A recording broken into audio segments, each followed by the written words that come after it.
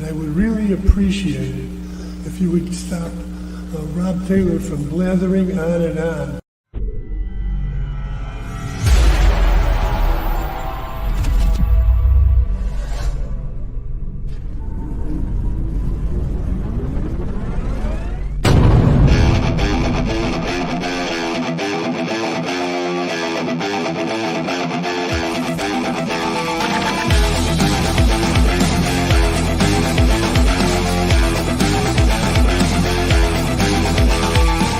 Opinions expressed by talk show hosts, callers, or guests on the Rob Taylor Report do not necessarily represent the opinions of the hosting platform, subsidiaries, sponsors, or possibly anyone else on the planet or the known universe. From the tinfoil and lead-lined broadcast bunker on the beautiful southern coast of Oregon, it's the Rob Taylor Report. So strap yourself in. Your weekly political therapy session is about to begin. Ladies and gentlemen, here he is, the nearly famous Rob Taylor. Hey, Coos County. Hey, Oregon. East Coast, the West Coast, America, and beyond. I want to thank you for joining the Rob Taylor Report. I've got an exciting guest for you tonight. In fact, I was very excited that this man took the time to be on my show. And we're going to have a pretty good discussion. I don't have him for a whole lot of time, but he's promised he'll come back and maybe a recurring guest that we can bring back on, because I think he has some really great points. But we are playing Where's 3H Tree Service, but we're going to do a different version of this. This is going to be great. All you have to do is show up to the Barview Market and ask them, where's 3H Tree Service? Barview Market is at 91522 Cape Argo Highway in Coos Bay. That's 91522 Cape Argo Highway in Coos Bay, the Bayview Market. The Bayview Market. If you go over there right now and ask them, where's 3H Tree Service, you could win $50. There'll only be one winner, and the round is over as soon as the first person gets there. So I just wanted to let you know that's what's happening. And joining me right now from Kansas City is Dr. Currie Myers. Doctor, how you doing? I'm doing well. Glad to be on your show. Thanks so much. I am excited to have you on my show. It's when I got contacted by Dave and he was telling me about you, it was just immediately, because lawlessness is happening in Oregon right now, and it's happening in a lot of places. And one of our main the main structure of our Constitution is the right to property. And your body is your property, your house is your property, your car, your front yard. And the lawlessness that's going on, I believe, is part of the Marxist revolution that's happening in this country to deteriorate and abolish property rights completely. And I was just wondering, what are your thoughts on that? Well, when you get into criminal justice matters in particular, there should be boundaries and guardrails that are put in place naturally for any laws. For instance, we just passed FISA, or reestablished FISA again. The concern with that is not having the appropriate guardrails in place to make sure that it can't be abused, because we know that it has been abused in the past. So that's an example. But you also have organizations that and cultures that have decided to believe that Marxism and socialism is the correct way of life, which also can impact our constitutional rights. Unfortunately, it seems to be driven much by the Generation Z era that has been fomented from college campus to college campus, and they're following a plan that's been established, was established by Karl Marx long ago, on how to overtake countries and to be slow and steady in the usurpation, if you will, of a country's rights. So it usually doesn't happen overnight. It happens over time. And I think Jefferson warned us of this in his writings, that the slow usurpation, of your rights will eventually erode over time if you allow those things to happen. And I think that's what we're seeing. I'm very disturbed and concerned about our inability or our willingness to enforce laws that are on the books, however, to help rein in some of the people that are taking advantage of our laws, because we have the laws on the books. If we would just enforce them, and I know law enforcement in most of the areas are trying to enforce them, but in many ways the mayors or a governor or prosecutors are the ones that are not actually doing their due diligent responsibility by enforcing the law. And therefore we're in the situation that we are today, and we have literally college-age kids fomenting the end of Israel and being bigoted towards our Jewish friends and allies. You know, you and I look like we're pretty close to the same age. I'm near 60, and it's we're maybe, and I don't mean to offend you if you're younger than I am. I apologize for that, but I am. We're the same age. Okay. Yeah. And so we grew up in an interesting time in our country, but I never thought in my lifetime, after growing up under Reagan for 2 terms, I voted for him, first man I got to vote for. And I'm just blown away. We've got college kids, pampered, privileged college kids, who are screaming in the streets, "Death to America, kill the Jews," and not even protesting. I used to protest. We did protest against the war on drugs, and we had rules.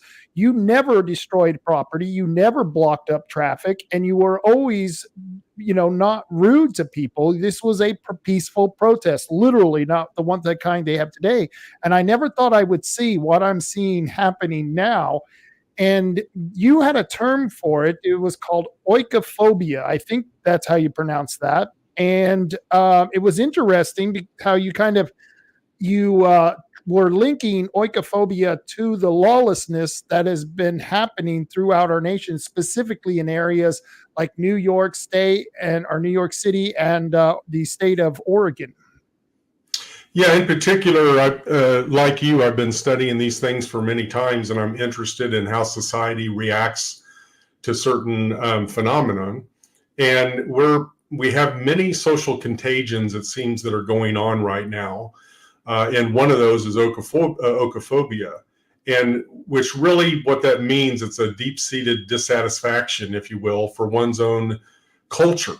And it also starts in the home. You may not like your own parents, you may not like your own home, but the biggest manifestation of this is that you don't like your own culture, you don't like your own heritage, and you are anti-American. You have these kind of cosmopolitan ideas, European ideas on systems, and they can be people who suffer through this because it is a actual mental illness. I'm not a psychologist, I'm a criminologist, but I study these things because it affects crime. And when you have people that suffer from this particular phobia, it does enhance criminal activity, because you can actually you get involved in your own echo chambers, if you will. You get this kind of exposure to multiculturalism. And I talk about the social media echo chambers that we have, that are a constant influx on people and emotions. So we're constantly driven with biases that we may not recognize, but whether it's China, whether it's Russia, whether it's certain groups that are putting information in front of people, and if you're already suffering from these kinds of phobias, it's going to pile on. And that's why I've got a book coming out next week, as a matter of fact, called The Advent of Feral Man, that talks about the wilding of America. Oh my gosh, that's what we've been calling the street people. They call them homelessness. We've been calling them feral humans, and we've been called horrible names because we've been calling them feral humans. But if you watch the way they live, literally, they're feral humans. Love the name of the book. Yeah, they are feral. They are feral.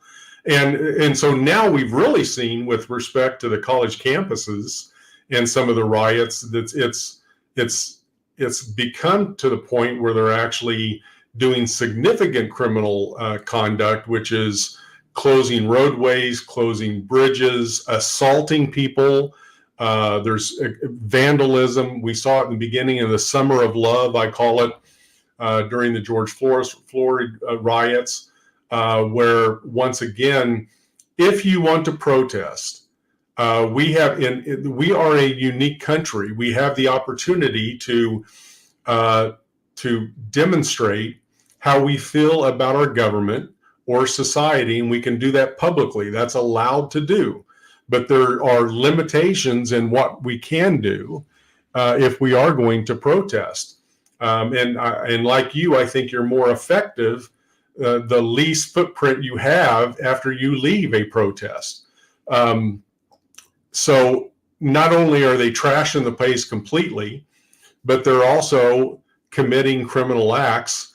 And there again are laws on the books that prevent this, but for some reason we lack the intestinal fortitude to actually arrest these people for those violations and hold them responsible for the violations and make sure that they're not someone that's put on this woke bailism that's occurred with prosecutors throughout the United States. I am not against bail. Bail is an important part of our Constitution and our public policy, criminal justice public policy. But bail should not be afforded to somebody who is a multi-offender, who has many arrests, and they've been arrested for something that is significant. Bail is there for people who have made mistakes and are generally first-time offenders, or maybe the last time they committed an act was quite a while ago. Then those kinds of things demonstrate the type of bail that people should be on. But it becomes a revolving door of criminality if you just let anybody out who have been convicted of some very serious events. And that's what we're seeing in many different places across the United States. I do have to kind of ask you maybe a philosophical question on oikophobia. There are kids in China and Russia who grew up under the tyrannical, oppressive China and Russian rule and culture there. Would you classify that oikophobia for a person in China who hates their culture, hates their government, and wants to come to America for the freedoms that we have? I mean, how would it be the same condition? I would. Now, again, I'm not a psychiatrist or Right. a psychologist, so I want to clarify this. I would not consider that oikophobia. I would consider the innate nature of man, if I may use such a term now, man in general. The innate nature of man is to be free. I don't care where they live from. God gave us the dominions to rule over plant and animal and to live healthy, wonderful lives. And when you take that away, there is an urge, deeply rooted urge in all humans to be free. So I think that in cases where you run in countries run by despots, when you have limited freedom, then the number one thing that you want to do is escape that because you want to live as a free person. And that, in my opinion, if you look at all of the information around oikophobia, that wouldn't be a part of that definition. And so now that brings me to the kind of reverse to that question is, and I agree with you, by the way, I totally think there is an innate element in every person who they yearn for freedom. They yearn to not be oppressed and to make their own decisions, decide for their own life. But yet we're watching what you just described with the riots and in the streets. These people are actually calling for an end to freedom of speech, in many cases, an end to property ownership. And they're the most privileged people there are. They're college kids who they really don't have any responsibilities. They just go to college. They may work for it, but most of that is paid for by us taxpayers. But why aren't they yearning for freedom? They're calling literally for more oppression. That's the thing that I kind of have a hang up with. Well, this goes back to the advent of feral man and how the advent of feral man starts in humans. I believe, and again, these are my opinions, that the lack of faith, family, and formation in one's life can drive you to behave certain ways. So all of these things are fundamentally done at home. They're done by having effective mothers and fathers. Well, if we live in a society where fatherlessness is at an all-time high, the days where you and I grew up are different than what kids are going through now with respect to having a father in the home. Now, not every father's perfect. There certainly was divorces back then, and there was bad fathers back then. But now we've seen a significant increase in the lack of fatherlessness in America, and the father plays a major role in discipline. The father plays a major role in how you prepare a young person to succeed and exist in society. And in particular, for young males, a father plays a seminal role in how you should act and how you should behave and how you're going to treat the opposite sex and how you're going to treat animals and how you're going to interact in society. So that's the one from the family point of view. From the faith point of view, and I'm not speaking about religiosity in particular, one particular religion, but I think Americans have a great sense of serving something greater than themselves. We've had a history of that kind of conceptual understanding of what America is. I want to succeed. I want to do well. I want to have the freedom to do well and succeed, but I'm also going to serve something greater than myself as I succeed. And that's the reason we're one of the most giving countries in the world. That's the reason that we cared about the environment before environmentalism was a thing. I mean, that's not a conservative liberal thing. What's liberal is if you want to take the environment and socialize it, right, and make it. So we don't have environmental issues in America. What we have in America is guardrails that are put in place to make sure that we understand the benefit of living with our environment.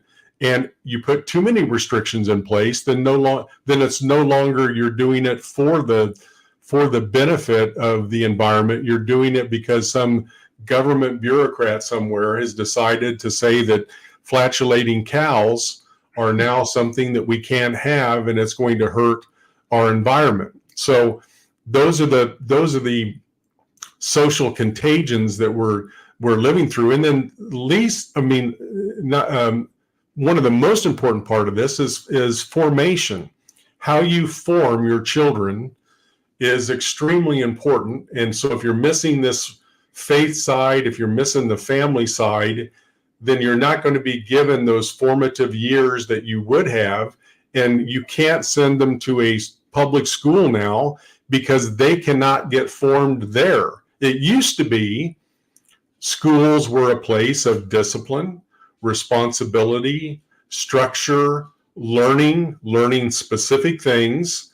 And now we've thrown that out of the box. So we are educating people who aren't educated anymore. They're not getting the kind of education they need. They get absolutely no discipline in the classroom. And it's not because of the teachers. Many times the teachers aren't allowed to do the things that they would like to do. So we're at a crossroads in the United States, in our culture, and in our Americanism, that if we don't get it correct, we could become fallen in our ways and in our means. And that's sad, because it's number one, I didn't want to ever see it happen on my watch, because I feel responsible for those things. It's one of the reasons I ran for sheriff, and became an elected sheriff, is I wanted to help people. I felt like it's my calling to be a representative of the people on criminal justice matters. And that's why I think one of the few things that is left is the true American sheriff that is there to support and interact with their constituents and be a protector of the Constitution and protector of the freedom, as well as hold people accountable if they violate the law. Are you familiar with Richard Mack, Sheriff Richard Mack? A little bit, not a whole lot, but a little bit. Yeah, I know he founded the Constitutional Sheriff's Organization, but other than that, I'm so busy writing and spending research on things that I'm doing that it's hard to keep up with everybody. It is, and it truly is. There are so many, and that's the nice thing. I do see a lot of people of our generation are finally waking up, stepping out, and making a stand. It's nice to see this, and if we can just turn it around with the people who are in their teens, the people who are between, the 20s and 30s, and even some of the ones who are a little bit older, if we could turn it around with them, if something we can do can help them change. And that's why I do this program. That's why I'm an activist. It's important because we're going to lose this country. We're going to lose who we are. I know you didn't have a whole lot of time, and I know you what class are you teaching today? I'm on faculty at Benedictine College in the criminology department. I have a criminology class. I'm an applied criminologist, so I'm more about how to do things as opposed just to theory. But that's the class that I have, and we're focused this week on corrections.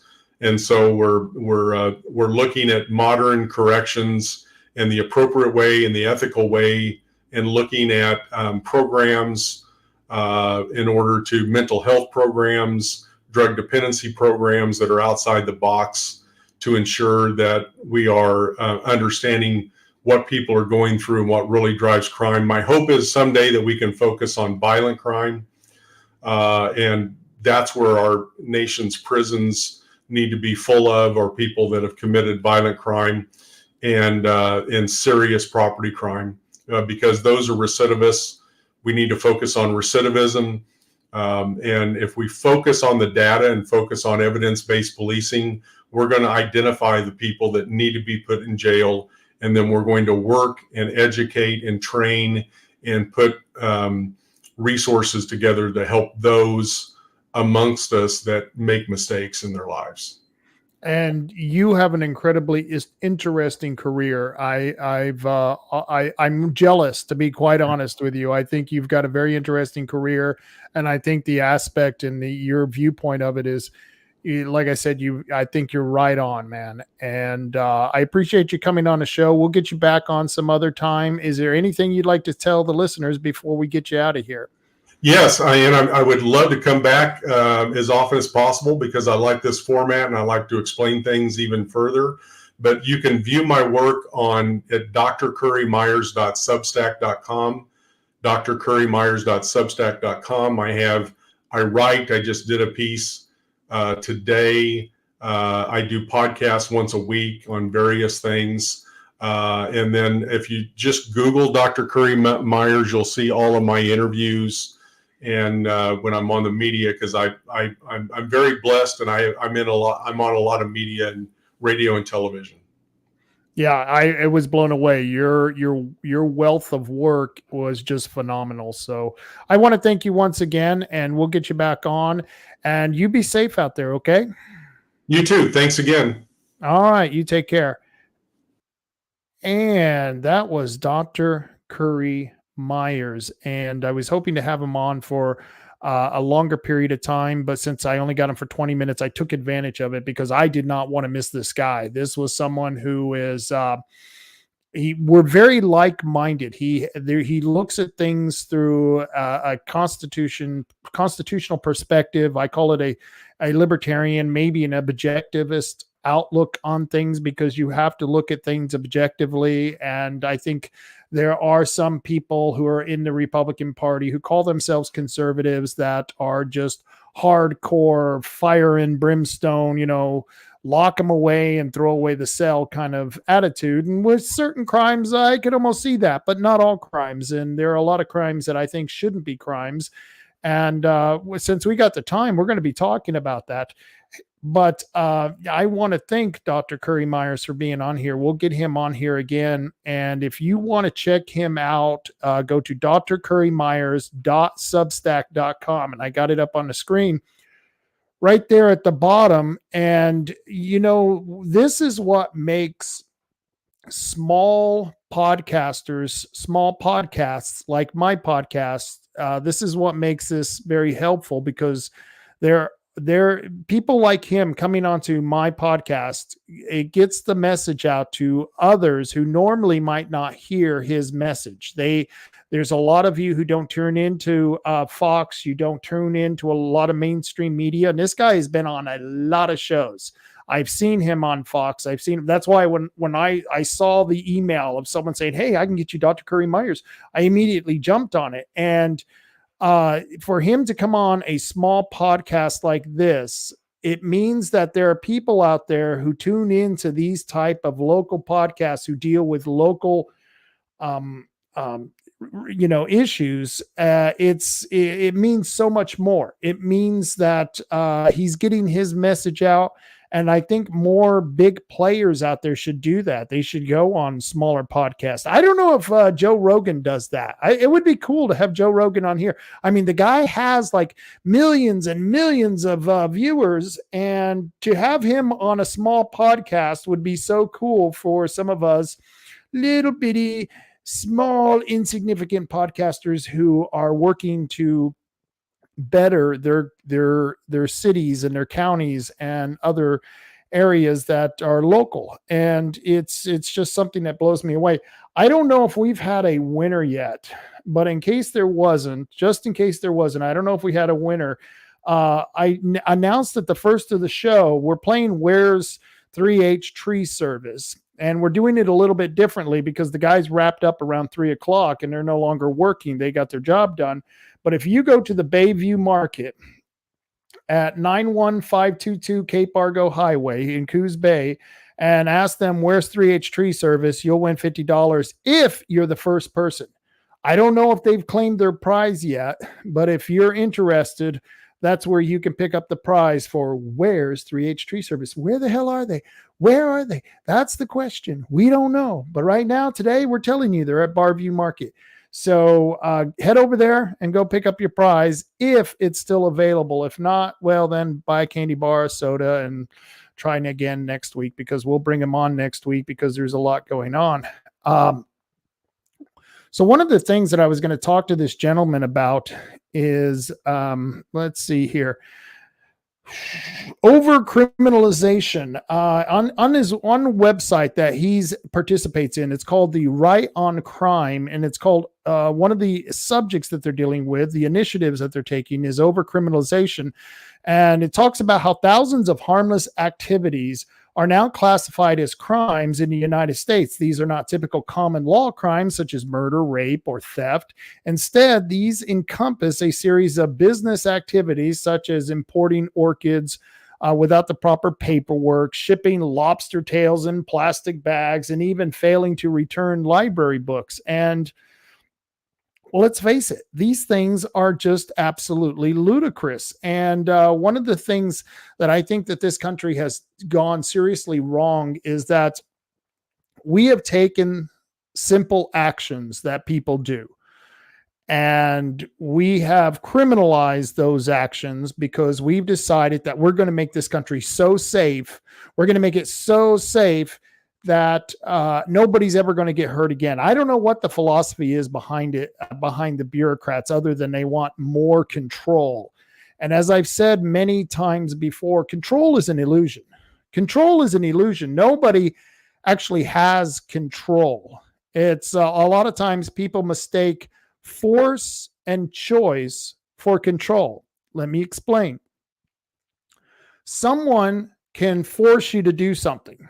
They can grab you by the back of the head and they can force your face into the ground. That is force. That's not control. They're forcing you into the ground. And if you can fight out of that, you can fight out of that. And so do they really have control? It's hard to say. If they're able to do it, they're forcing you to do something. It's not that they're controlling you. They're forcing you to do that.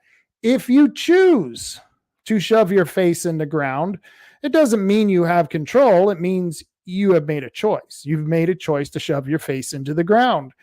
And I tell people all the time who say they got to control this, they got to control that. There is no such thing as control. We are furry little animals on a spinning rock that is orbiting a fireball. And at any point in time, we can go flying into that fireball and die. How much control do you think you really have at that point? You have no control. You have either force or choice. And when it comes to government, I prefer them to allow us to make those choices. Is this a good choice? Is this a bad choice? Because there are consequences, good consequences and bad consequences for your choices.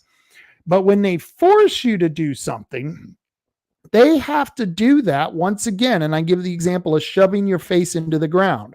They have to either grab you by the back of the head and shove your face into the ground to make you obey all of their useless, nonsensical rules, or they punish you by either seizing your property or fining you ridiculous amounts of money. And that's what's happened to this country. They want to get control of us, which is an illusion. They'll never have control of us, but they want that control. And the only way that government can do that is through force. And I've always argued, if you want people to do things that are good, then you give them choices and allow good consequences for the right choice. And this is very much with what's happening with overcriminalization. When you've got laws that tell you how you can and can't do, like I said, a lot of things. There are over 4,000 existing federal criminal laws. The exact number of laws is unknown because the attorneys at Congressional Research Services, who were assigned to count them, ran out of resources before they could complete the Herculean task of counting all the laws. So even the people in the government don't really know how many existing federal criminal laws there are, because there's so many of them. In addition to the profusion of federal statutory crimes, there are an additional state crimes. Texas alone has over 1,700 additional crimes. And in federal regulatory offenses, approximately, you're going to love this, 300,000 federal regulatory offenses, meaning that these are regulations that they impose on the people. And if you break those regulations, they will literally grab you and shove your face in the dirt. Well, not proverbially, not actually, they're going to shove your face in the ground. They will either fine you or sentence you to a certain time in jail. And then some big guy will shove your face into the ground. And these are approximately about 300,000 federal regulations that are out there. The creation of these often unknowable and redundant crimes, the federalization of certain crimes traditionally prosecuted at the state level, and the removal of traditional mens rea requirements all contribute to a relentless trend known as overcriminalization. And this is one of the initiatives that Dr. Myers is involved with. They're trying to eliminate many of these regulatory laws, and they're not laws, they're just rules. These regulatory rules, they're created by bureaucrats and bureaucracies. And every day, I think I know that I've heard of many different bureaucracies, but every now and then I'll hear a new bureaucracy. The Bureau of whatever, and they create these bureaucracies all the time. And a lot of times we don't even know that they're creating these bureaucracies. And every time they create a bureaucracy, that bureaucracy has to justify and validate why they exist. Because if they don't, they're not going to get a bigger, better budget next year. And how do you get bigger, better budgets? Well, you've got to get more and more power. That's why they pass more regulations. And you've got to get more and more money. And that's through showing that you're a valid bureaucracy and then the government, whichever it's a state or a federal government, they have to go back to Congress and ask for that money. And of course, they'll validate their whole existence based on what regulations they've passed.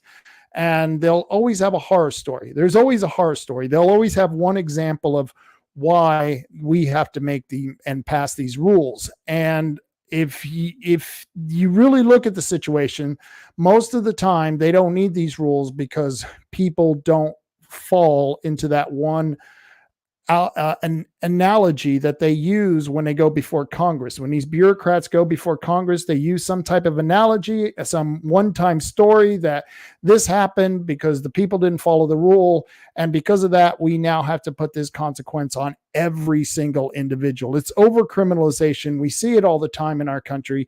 And it's something that, well, I think that that's the problem with our world today, is that we have too many damn laws, and we need to get rid of a lot of these damn laws. And I'll talk about I might as well go ahead now. I'll talk about drugs as well. I believe that the war on drugs has been a failure. And anyone who thinks that, no, Rob, we need to have more laws to stop people from using drugs. Well, we've had some of the most draconian laws on drugs in any other country. I mean, China, I do know that if you're a drug dealer, they actually will execute you. Sometimes they'll execute your entire family.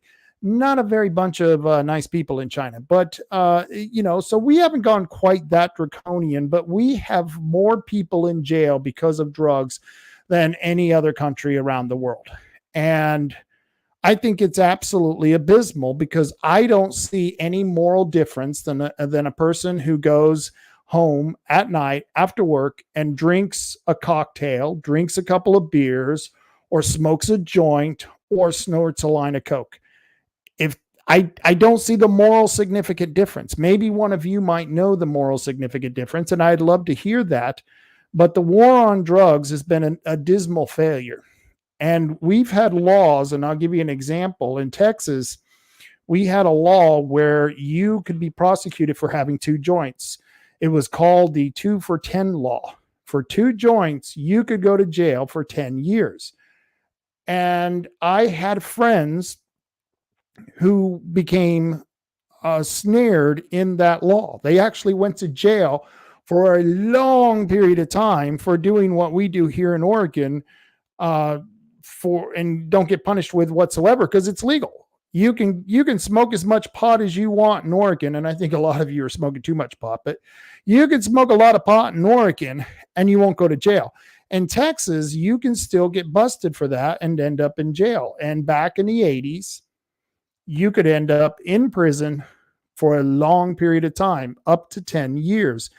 And it was draconian because I lived in Texas during that law, and we still smoked pot. Yeah, I know. It's a shock. Rob, really? You smoked pot? I got news for you.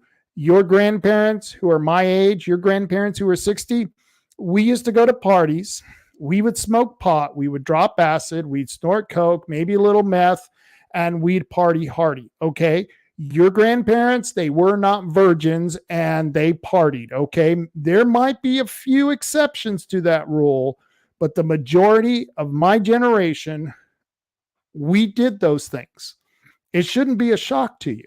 In fact, it always annoys me because I always look on Facebook and I see my friends from high school, and now they're grandparents, and they act so holier than thou. They act like, oh, no, we never did drugs. No, we never had sex. And you're like, are you really?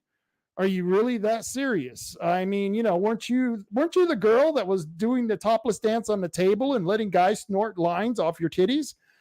It's happened, okay? Your grandma and your grandpa were really wild in the 80s. And if you don't believe me, go look at the pictures. Go look at the videos. We were doing some wild stuff back then.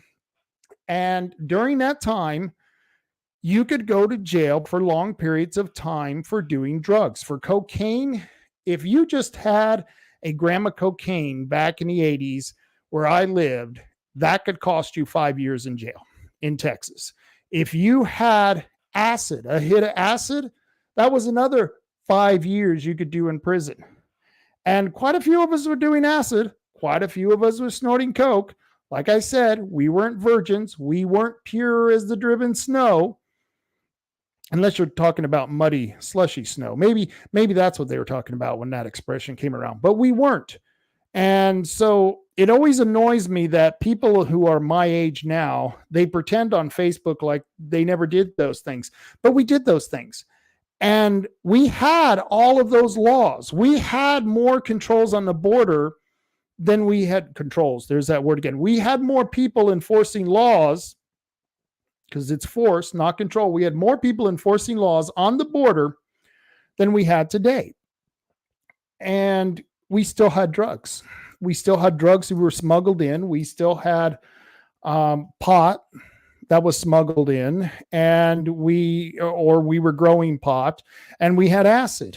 And at that point in time, most of the meth was made locally here in America. At that point in time, people could actually order the chemicals from the distributors to make their meth. This isn't something that should shock you. No, it shouldn't shock you. Now, of course, those chemicals, the base chemicals that were needed to make methamphetamines, have been made illegal to sell on an individual basis. You have to have probably a license or a permit or whatnot.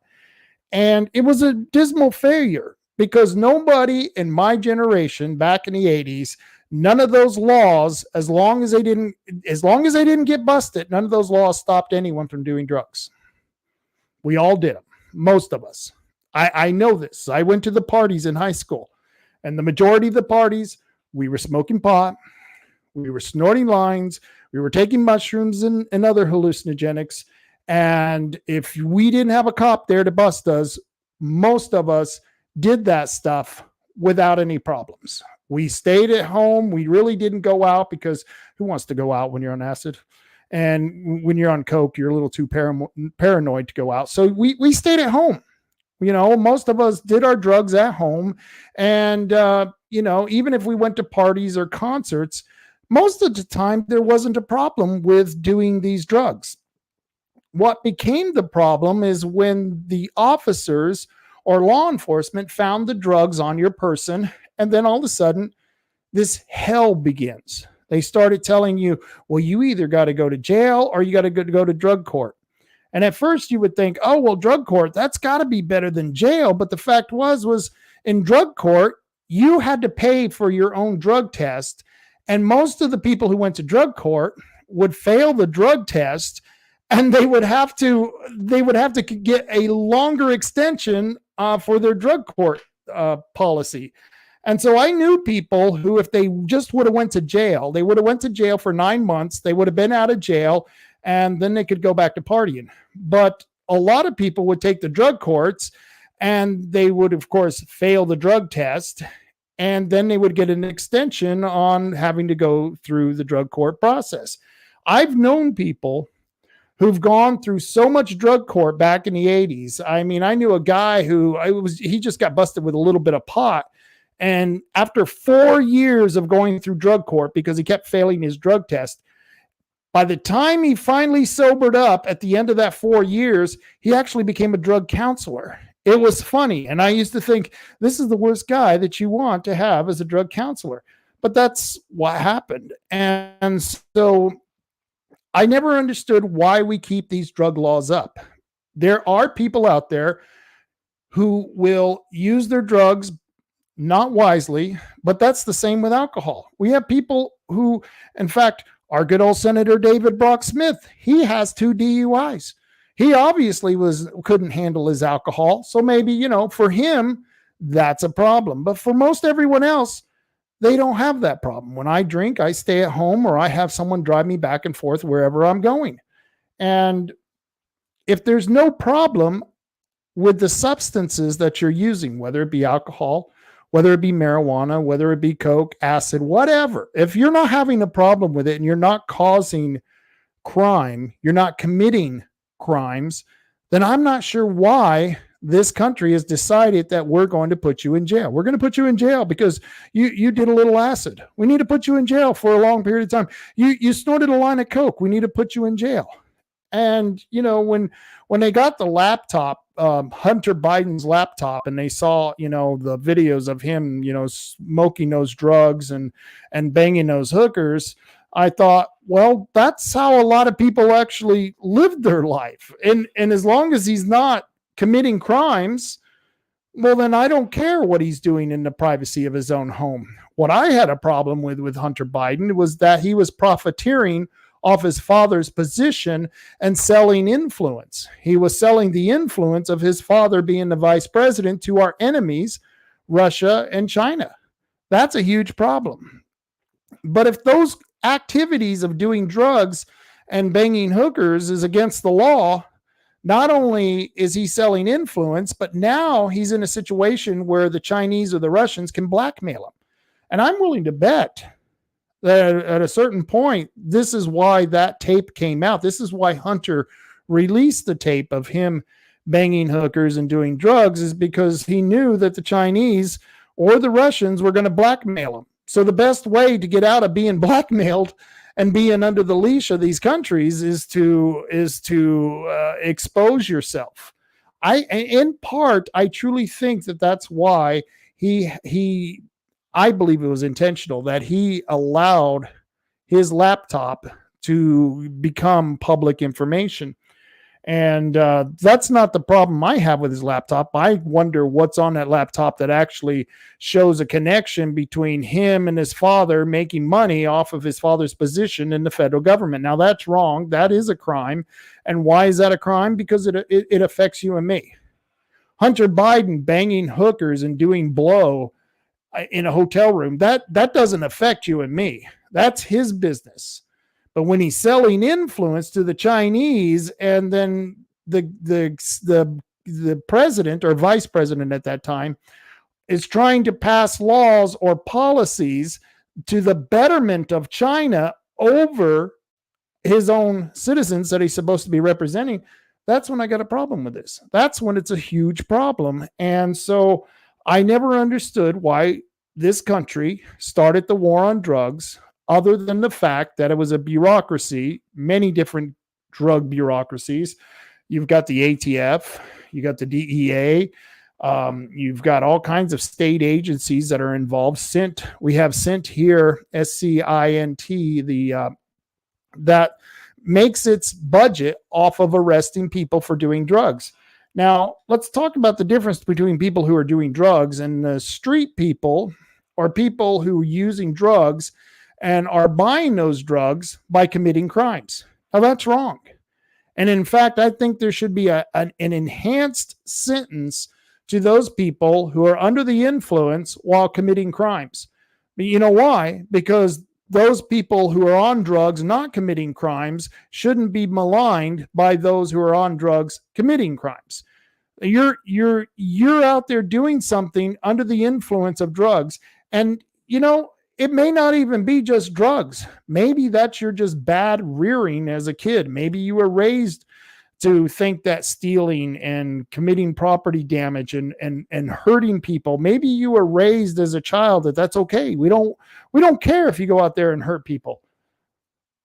But if you're using drugs and you're doing it, I think it should be an enhanced sentence. And it's a huge problem with me in this country that we are allowing this prohibition to continue, because alcohol prohibition didn't work.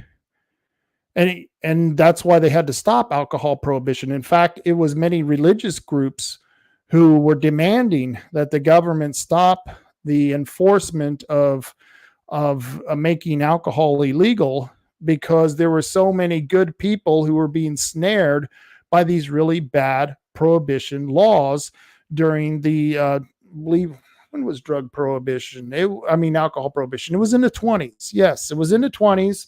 And it finally ended in, I think it was like 32 or 33. I don't quote me on that. But we found out that alcohol prohibition just doesn't work. And I don't understand why we've seen the same results with drug prohibition and it doesn't work now. And I know there's a lot of you out there who are saying, well, Rob, Measure 110 is an example of why we need drug prohibition. And I would argue that Measure 110 didn't do anything to legalize drugs. It decriminalized it. And here's the difference. drugs were made decriminalized in Oregon, but yet the supply of drugs was still illegal.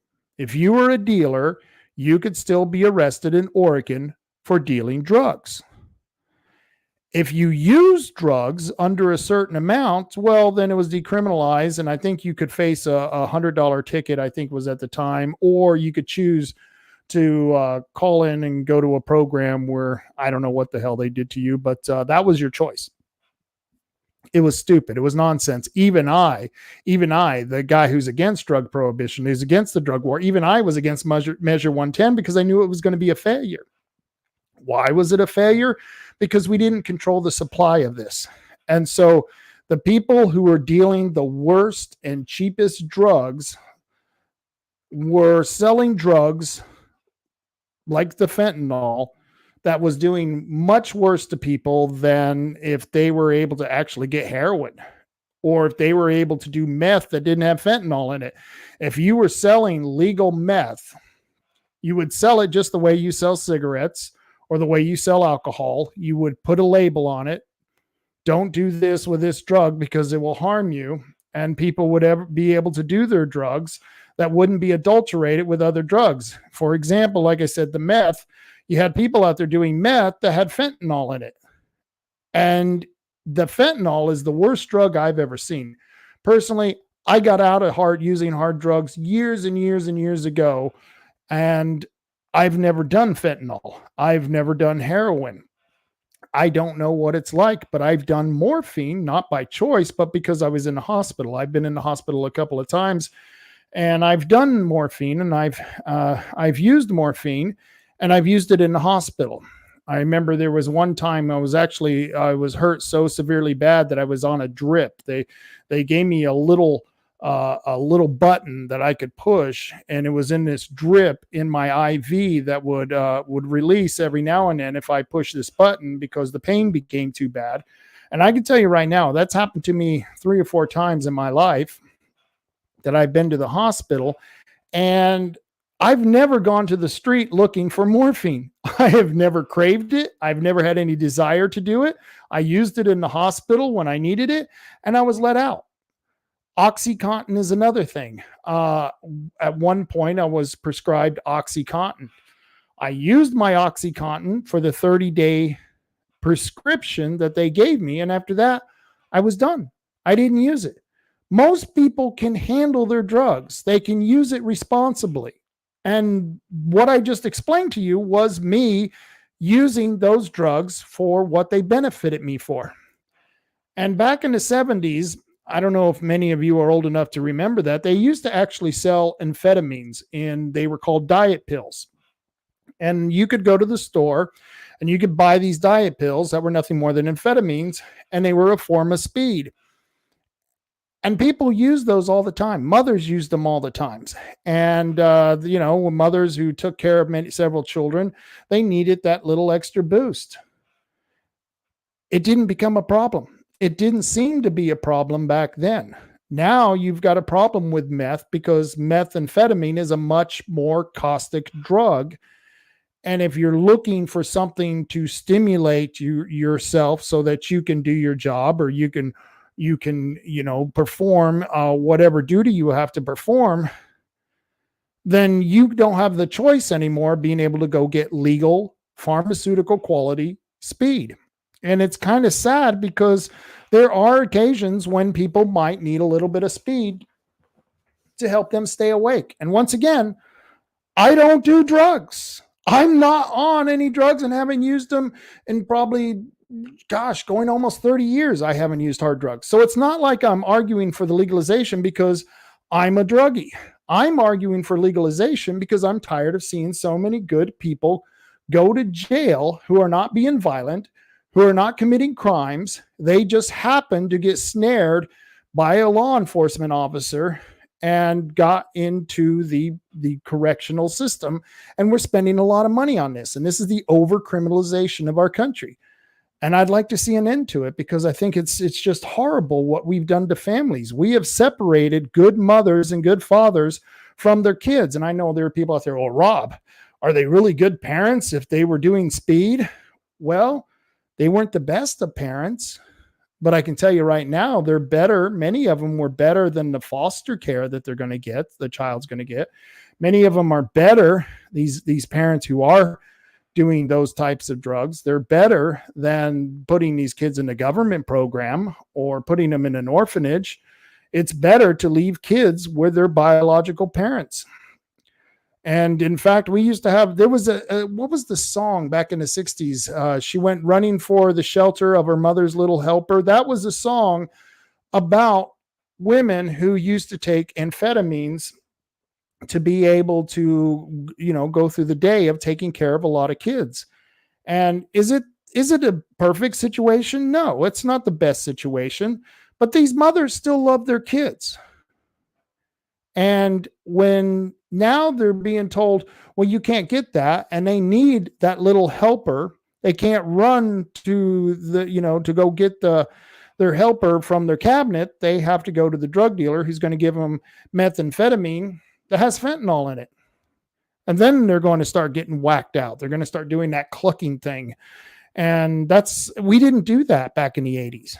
I didn't see people on drugs the way we see people on drugs today. And that's why Measure 110 failed, because there was no legal supplier to sell people who were using drugs, pharmaceutical quality drugs, that were, you knew how much you were buying, how much you were supposed to use, and you knew that the quality of the drug was what they said it was, not something that's adulterated on the street. And I know there are a lot of people out there who just completely disagree with me on the legalization of drugs. They say, Rob, what about the crime?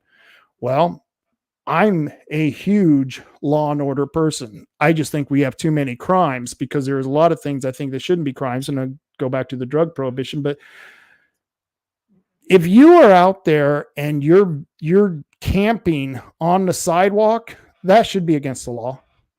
If you're camping on private property and you're not supposed to be there, that should be against the law. If you're using drugs in public where other people's kids can see you, that should be against the law. If you are in the park using drugs and acting like a freak in the park, that should be against the law.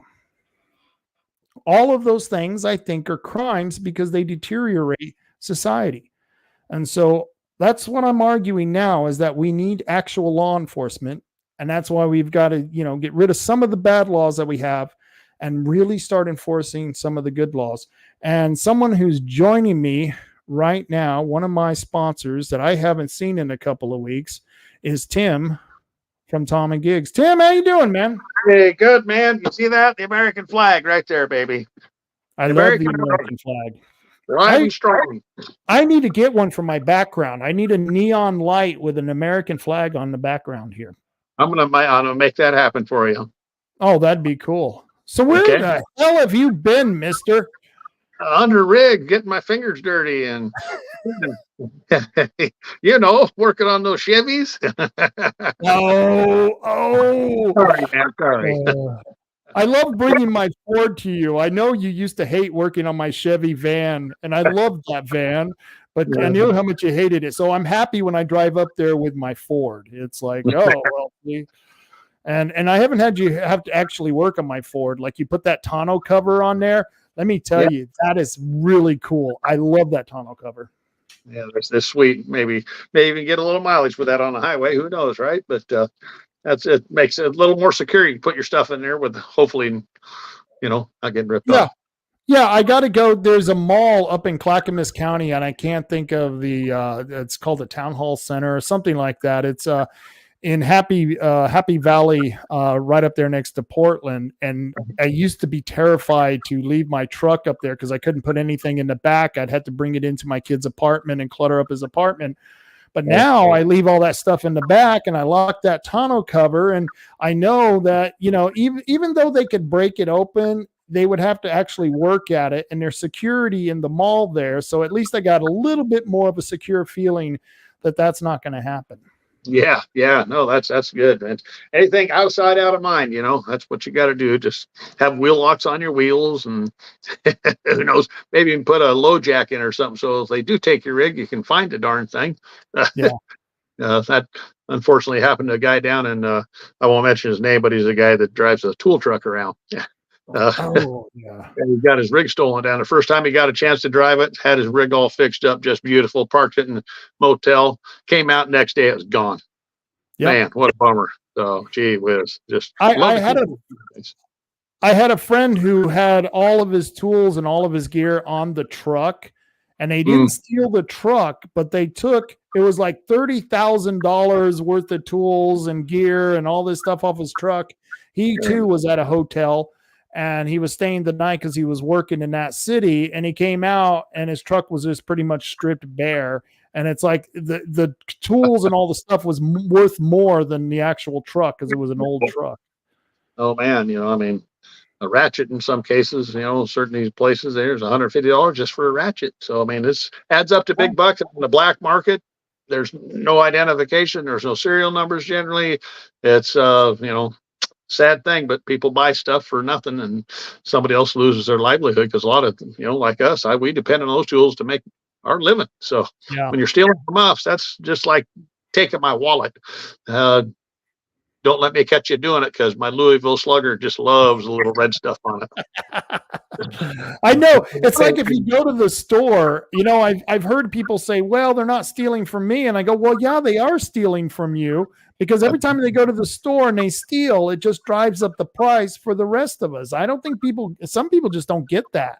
No, they don't. Now that they got rid of this shopping cart stuff, I've seen a cop last week. It was hilarious, right out in front of our building across the street. The guy had a shopping cart, pulled up. The guy told him to take all the stuff out of it. They put it on the sidewalk. He took the shopping cart, strapped it to his front of his bumper on his push bar, and he drove away. And the guy was left standing there with all his crap on the seam. That was great. That's fine, because those things are expensive, and that cost you and me when those things go bye-bye. I don't know. They're hundreds of dollars, I'm sure. So, I think it was Bi-Mart. The manager of Bi-Mart said that he was losing about $1,000 worth of carts every month. Jeez. This was a couple of years ago. It wasn't too long ago. I had called Walmart was the same way. And it was funny. I asked them, I said, well, if we get the carts, would you want them back? And they said, yeah, we'd want them back. And the police were saying, oh, well, the stores, they really don't want those carts back. They don't care. And it's like, are you kidding me? I mean, they want this back. Yeah, absolutely. Just desanitize them. I mean, or whatever you got to do, that's for sure. But on a lighter night, I just heard from some older gentleman that came in, gave me a sign to put up on measure 6-12 or 213. You know all about that, the double property tax kind of a bill thing. Yeah. You heard about that? I thought they were saying you knew about it. You probably maybe just don't remember, but they were talking about doubling the property tax in Coos County. Well, it's 99 cents per $1, so it's a high tax. It's a really high tax. So was it a sign for or against it? It's a no on it. Oh, cool. They've got it combined or something with the money for the jail or something and the sheriff, but most of the money, and according to them, John Sweet knew nothing about it. Never heard anything about it, supposedly. What's he in Joe Biden's basement or something? No, that's not right. I went to the League of Women Voters Forum, and I was one of the panelists, the only panelist speaking against the tax. I had the DA on the left of me. I had the sheriff on the right, and John Sweet was one chair down. It was all three of them against me on this forum. So John Sweet knows very well about this tax. We just went through a debate together, and hopefully that's going to be put out on video in the next couple of days. I'll send you a link to that. Wow. Well, he could probably afford it for the money he makes, right? He's well-to-do, and that's all great and fine. I'm not against people having money or being well-to-do, but all us poor folks down here on the lower end of things, middle-class folks, hard-working people, that's just craziness. So what do I got to raise my rates to $200 an hour now? Yeah. To get the car fixed, it's all going to be a trickle down. It's outrageous. And I think property tax is a bunch of baloney anyway, because you're lawfully not supposed to tax property, right? Yep. It's either mine or it's yours. And if you can tax me out of it, if I don't pay my taxes, then I guess whose property really is it? So what's home ownership? I don't get it. I just Actually, under that definition, home ownership really doesn't exist. And my argument was that you're going to tax people who are living on their pensions or they're living on Social Security, and they're on a fixed income. They can't get any more money because they're elderly.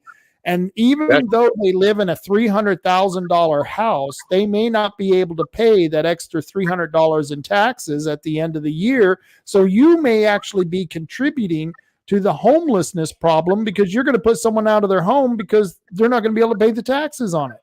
Oh, yeah, exactly. And either that or, you're supposed to invite the homeless, whether you know them or not, or whoever they are, doesn't matter. You're supposed to invite them into your home. Wow, that's so nice. And I'm sure they could pay you something for that, right? To stay in their home for free, eat for free, just hang out in your place and destroy your property. I've seen it so many times. It just grosses me out. I'm so tired of that. But yeah, it was kind of weird, but I was just, oh, gee whiz, it was something else I was thinking of there, and I'm spacing off on it. Though the whole border thing, it's this bill. This sounds exactly like the border bill thing they just passed. Nothing for the border, everything for Ukraine, and spending all those billions of dollars. They just got an open checkbook, so they don't have any restraint because we just keep paying more. So. How much of a slave do we have to be? What's it going to take 90% of our money and we get 10% left? That's where they're going.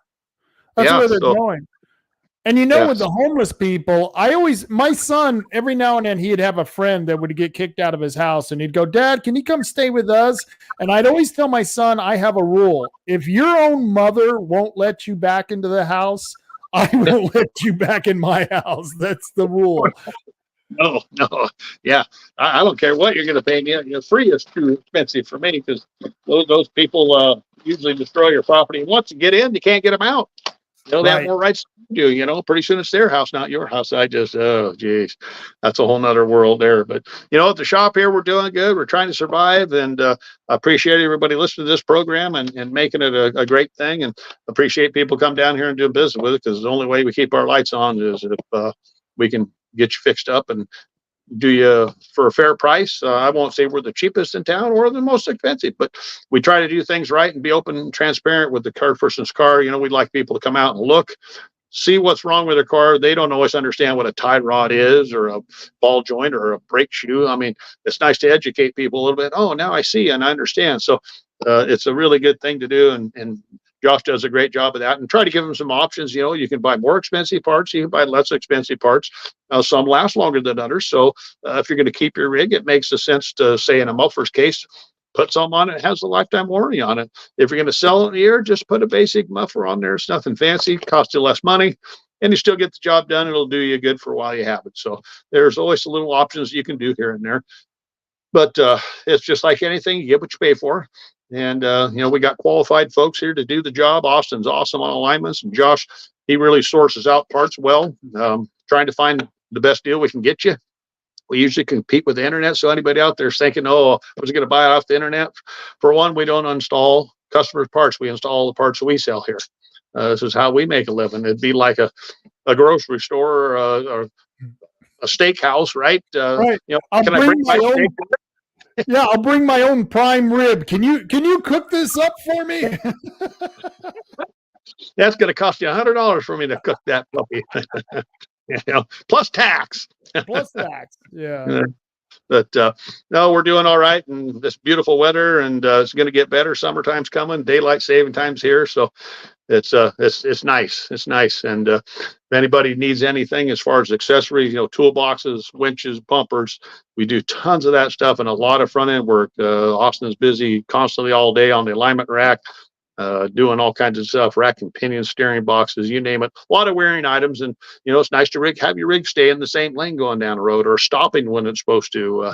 Those things all need to be looked at now and then, and people just kind of get so busy in their life they don't have time to take maybe an hour and go somewhere and have it looked at. Just do it. It's for your own safety plus others on the road. So we see so much of that, and it's I can't say people are really neglecting it, but they just forget about it because it works. And all of a sudden, when it doesn't work, like grinding brakes, metal to metal, that just costs you a whole lot more money. More parts that are getting ruined and worn out, and you got to replace everything. And so it pays to be have nice peace of mind. It's I don't want to kill somebody because I'm too darn lazy or cheap or whatever it is to get my rig looked at. If you're going to be on the road, you got a responsibility to be safe. So bottom line. And when I was young, that was the stupidest thing I'd ever do. I'd hear a noise and I'd figure, well, it's still driving okay, so I'll just keep going with that noise happening. And then I'd always take it to my buddy who was a mechanic, and he'd go, what the hell's your problem? Why didn't you bring this in about 30 days ago, man? And it's like, well, it was just making a little noise. No. Next time you hear that noise, especially when it's coming from the brakes or the front end, I always had a CV joint that was always going out on a Pontiac, and I'd go, oh, I just go a little bit longer, and oh no, it was just more and more cost. Yeah, it does, and it's it's amazing what people can get by with. You wonder how they didn't have a wreck, when they get here, but God, they didn't, and you dodged a bullet, I guess you could say. But well, hopefully we can make a difference. I'm sorry we couldn't be down to windmill thing. I take care of our dad full time. My dad, he's kind of needs us to be there, and that's about all the time. Going to church on Sunday. It's a 24/7 job with him, and here it's almost that. So I don't have much spare time. So I'm sorry for not being on, but it's just a crazy world here right now. So anyway, are you still looking for a mechanic? I think we have found one. Well, I'll know tonight. Just talked with his wife. Sounds like a great guy, and very disciplined, very responsible individual, and I feel pretty good about him. A good personality. So we work as a team here. It's not about me or it's us thing. So we try to, and being a small business, it's tough to compete with some of these big companies that offer a whole ton of benefits, but the work environment maybe is sometimes a little better or whatever. And we try to do what we can for our employees here, and appreciate all of them. So anyway, you want to get a hold of us out here, man. Easy to find us at Homeless Central USA. I mean, Empire District at Coos Bay. Just follow the zombie trail and you'll find us. Right behind the Moe's Car Wash in Empire, 135 South Shoneman. And phone number 541-888-4660. And that neon sign is going to look awesome. But you may have to expand your thing out there, though, man. We want to get it. I'll have to. I'm have to unzoom my camera. Yeah. I can see every little man. I'm just giving you bedtime. I know. I'm getting. Well, I was just out in the sun and I'm peeling on my face, because I'm allergic to sun now because we never get it. But yeah, it's horrible. Wow. Well, if you had some lipstick and some big eyebrows and maybe a wig, you'd be styling. I'm sure your audience. I can work for the government at that point. I don't even need to do anything. Yeah. Oh man. Well, it's totally awesome, and I'm sure there's something I'd like to talk about, but I can't think of it right now because I'm thinking about working. But I appreciate you and your show, and as usual, everybody listening. Hopefully, there's lots of people. So I'll leave it at that. We'll go from there, and I pray that we'll be on with you next week, my friend. All right. See you next week. You take care. You too, bud. Thanks. All right. Bye-bye. And that was Tim from Tom and Gigs. I always love talking to Tim. He's very inspirational. He's a very inspirational guy who has a lot of great ideas, and I enjoy talking to him. And I love when he gets on one of those rants. Maybe I should have Tim on for one of those Friday night rants. I don't know. It's a good idea. We'll have one of Tim on for one of those Friday night rant shows, and that way he can go for 2.5 hours ranting about the problems of the world. It's very much political therapy. I mean, if you need political therapy, you need to check out the Friday night rants. The next week, or actually this coming up Friday, I'm not sure who I'm going to have on. There's going to be a meeting. I think. Who is it? Citizens for Restoring Liberty. I'll talk about that in a minute here. They're starting up again. I don't know if they're going to meet every week, but they are starting up their meetings, and I don't know if it's going to be monthly or weekly, but we'll advertise it here. They're friends of ours. Rod Taylor is going to be running the group. And Rod Taylor did a really cool thing. We were just talking about the tax, and John Sweet, who was pushing the tax. Rod Taylor asked the other commissioners to cut their salaries by 20%. And John Sweet threw a fit. He threw a fit. He did not want to give up any more money. I mean, he's asking us for more money, but he wasn't willing to give up any more of his salary. And I don't know how much the commissioners make, but I do know that John's in his 80s. I think he has retirement. He worked for South Brothers. I think he probably collects Social Security. I don't know. Maybe I'm wrong there, but it just seems like a little odd that at his age that, he would need all of that commissioner salary, but he seems to be thinking it's, he couldn't live without it. I don't know. Maybe I'm judging him too hard, but it just seems to me like if you're going to ask other people to cut their money from their bills and being able to pay for their expenses, then you may want to look at that in yourself as well. And so I'm not voting for the tax. Like I said, I was at the League of Women Voters forum this past, Wednesday night. It was Wednesday night. And I'll be honest with you, I tried to put it out of my mind because, like I said, I was facing off against the sheriff, district attorney Frazier, and John Sweet. And I kicked butt. It was really good. I just had a format of what I wanted to say, and I nailed it. And if I was rating people, I would rate myself really high. I think I got an A. And the sheriff, I'd give him a B+. And John Sweet, I would give him a C.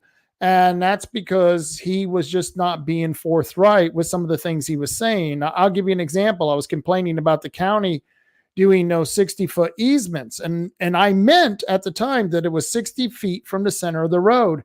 And John goes, I don't know where he's coming up with those numbers. And then he says, it's 60 feet from the center of the road. And I'm like, yeah, that's what I said, 60 feet. So if you take 60 feet from the center of the road, after you take out the road and the side of the road, then you can go back almost 40 feet into someone's property.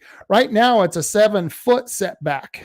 Okay, so you take the 7 foot that they have right now and you subtract that from the extra 40 feet, that's 33 more feet that you're going to have to set back your fence from the center of the road.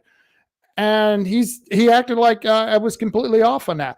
The other thing he said I said wrong was that it's a $5.7 million tax levy. That's how much money they plan on getting from this tax. And even the county treasurer isn't sure if that's really going to happen. They think it's going to be 5.7, but I watched the budget meetings, not the budget meetings, the county commissioners meeting. I went to the other meetings, the work sessions. And $3.2 million of that tax levy was going to go to the DA and the sheriff's department. And the other $2.5 million was going to go to the general fund because they have a deficit. And that 2.5 had to cover the million. 2.5 had to cover the deficit for the county. And John says, I don't know where he's coming up with that number. That's not true. It's all going to the sheriff and the DA. No, it's not all going to the sheriff and DA. And that's why we kept telling the commissioners it could just as well be called a general fund levy, not a safety levy. And so that was one of the arguments that we were having at the commissioner's office. So that was one of the other things that John disagreed with me on.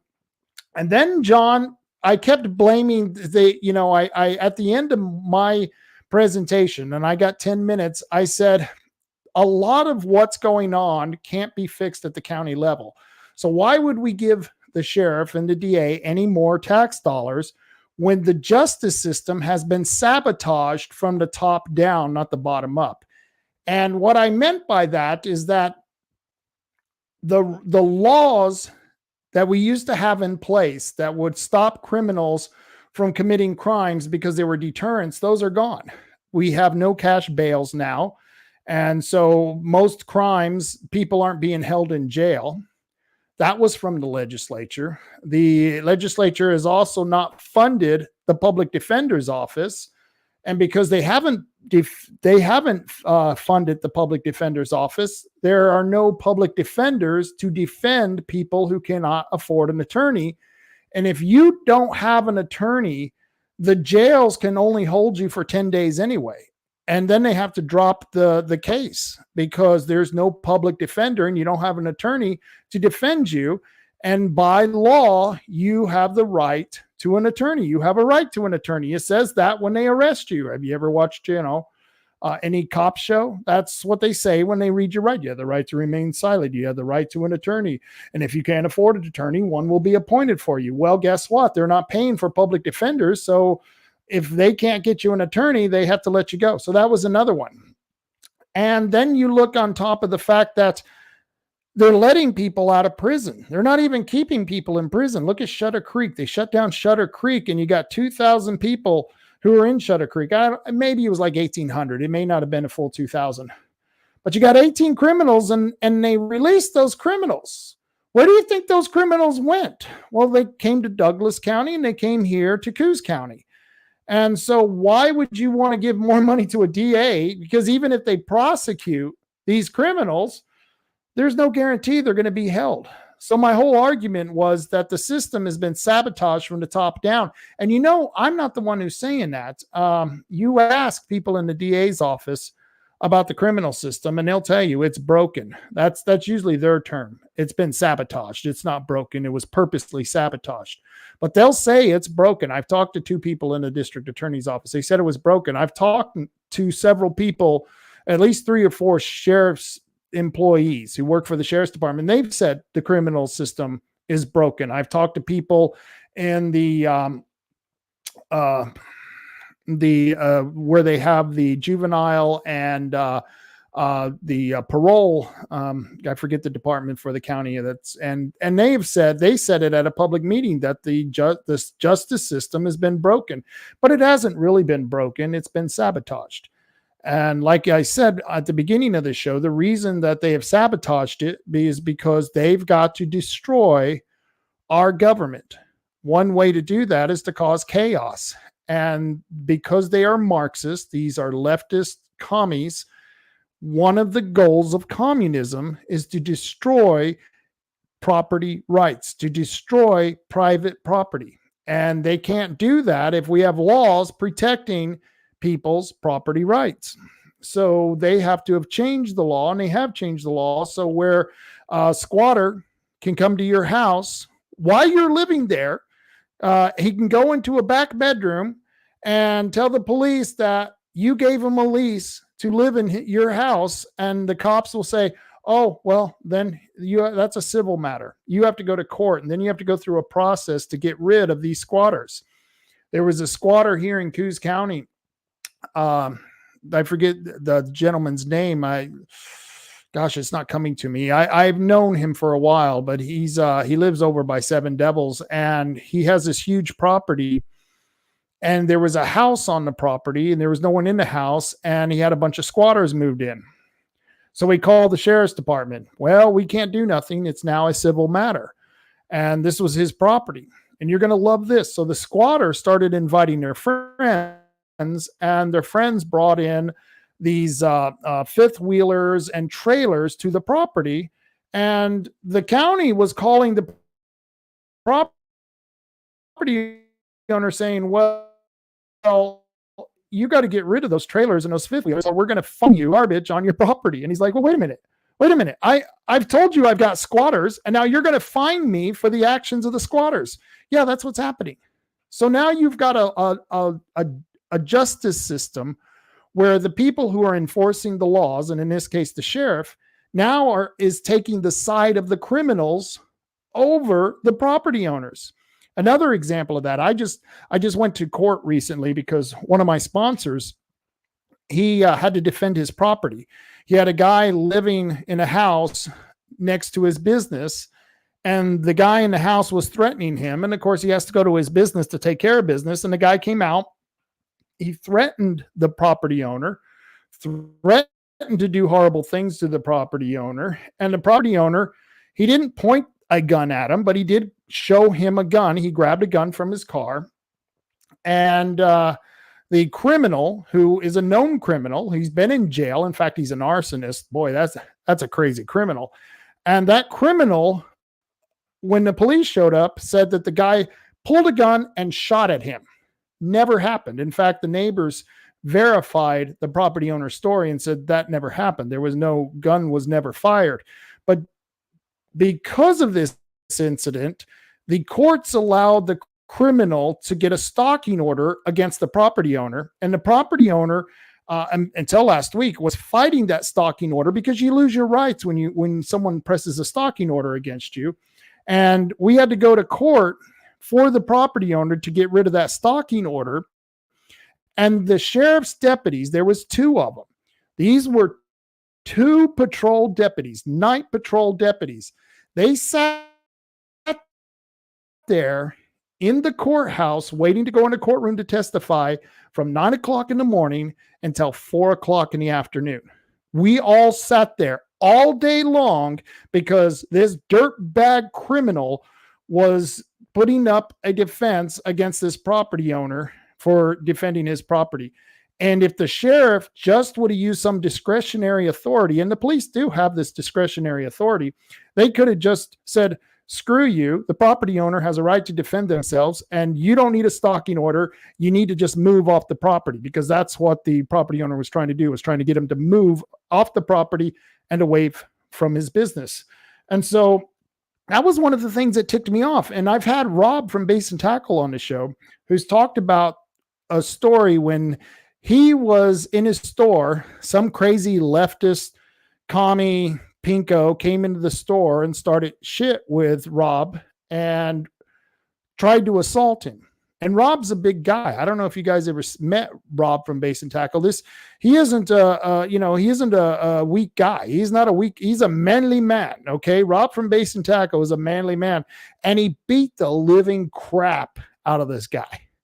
And when the sheriff's department shows up, the deputy asked this dirtbag commie criminal if he wanted to press charges against Rob, the property owner. Rob, they were in his store when this fight started. Why would you even take any word of the criminal? And this, once again, is the problem with our justice system. You now have law enforcement taking the side of the criminals over the property owners. And it's just a horrible, horrible thing. I knew this young man who he was working at Bi-Mart, and he worked behind the gun counter. And he had come home one night, and there were people robbing out of his garage, and he pulled a gun, and they started taking off, and he fired the gun at him. It was the wrong thing to do. You never, if people are fleeing, you don't shoot at them. That's just wrong. If they're attacking you or coming at you, that's when you can pull the gun. That's when you have the right to defend yourself. But once they get in their car or they're running away from you, you can't shoot at them. It's wrong. But I understand why this young man did it, because he was angry because they were stealing from him. And if I was the police officer and I would have shown up, that's exactly what I would have told this young man. I would have said, look, you should never fire your gun at people who are fleeing. We will find them. You get their license plate number. We'll figure out who they are. And if not, it doesn't matter. If you shoot your gun, there's a chance somebody could get hit. There's a chance you could kill somebody, wound somebody. So you shouldn't have done it. And I would have left it at that if I was law enforcement. But no, they prosecuted this guy because he shot at the dirtbag criminals who were stealing from him. He was on his property. And so they prosecuted him, which I don't think they should have prosecuted him. They should have just gave him a warning. And to be quite honest with you, I think it would have been great, because then all the other property owners would have realized that if criminals come onto their property, one, that's a bad idea to shoot at them, but the criminals would think, I'm not going to steal because they might shoot at me, kill me. And at that point in time, they won't get prosecuted even if they do shoot at me and miss. The only time the guy should have been prosecuted, the property owner who was shooting at the criminal, is if he actually hit somebody else. If he had done damage or something like that to property, that's when you prosecute him. But if he doesn't hit anybody, he doesn't do any damage, let it go, man. And criminals will get the idea that you're not going to put property owners or people defending their property in jail. But criminals, they now think there is no harm that will come to them for stealing from you, and me. And that's part of the reason I claim that the justice system has been sabotaged. So that's why when I was at the League of Women Voters, I was arguing against this property tax. I'm not going to vote for it. I'd rather keep that money so that I can buy more ammo so I can blow the head off of somebody who comes into my house and steals from me. Of course, I'll be smart enough not to shoot them if they're fleeing. Got to be careful how you use your gun. With great force comes great responsibility. So that's just some of my points on the justice system. And so I thought it was really good. But so I gave the sheriff, I gave him a B plus. I gave John a C. But the DA, I give him an A plus. He did better than I did. And that's because he didn't argue with what I was saying. All he said was, I'm 1,500 cases behind. I need to hire more people because there are a couple murder cases and I may have to let these murderers go, or I may not be able to have a trial where I can afford to put up that much of a prosecution against these murderers. He didn't say anything about what I said. He didn't deny the fact that the justice system was broken. He didn't deny the fact that it's because of the state. All he kept saying was, I need help. And so Paul Frazier, if you're watching, I give you an A plus. Of course, I give myself an A. I did really good myself. The sheriff, B plus, John Sweet, C plus. And I walked out of there feeling pretty good about taking on the 3 top politicians in the county against this property tax. I hope they put that out here soon. I'll play a part of that on this show when the League of Women Voters puts that out. And so that you can see it, and I'll let you know. I'll put out links, but there are things going on. There are things that are going on in our community that you need to know about. And we just did a windmill rally because we want to get rid of those windmills. We really want to get rid of those windmills, not like David Brock Smith, who's pretending. I think there's a problem with it. I think he's been compromised by China. I seriously think he's been compromised by China. And I'll tell you what, I can't say what I've dug up on this guy because I don't want to get sued. It's all speculation. But if I'm right, this guy is really knee deep, past knee deep. He's underwater, connected to China. And I believe that's going to come out soon, hopefully before the election, because I think he's a dirtbag, and I think we need to get rid of several of our leaders who are not really representing us. And that's part of the problem. We don't have Republicans who are standing up against the Democrat horde in Salem. And I said horde, not whores, even though I think they're both. And these commie Marxist bastards that are up in Salem, these Democrats, these leftists, we need good Republicans who are going to stand up against these Democrats.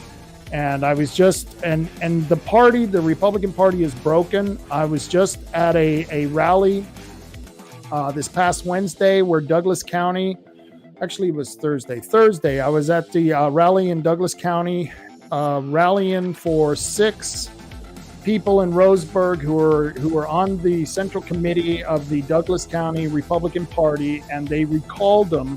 Why did they recall them? Because one of the guys, Todd Vaughn, is running against David Brock Smith in the primary, and they don't think that David Brock Smith should have a challenger, so they recalled him. They also recalled him because they allowed me to speak at a meeting.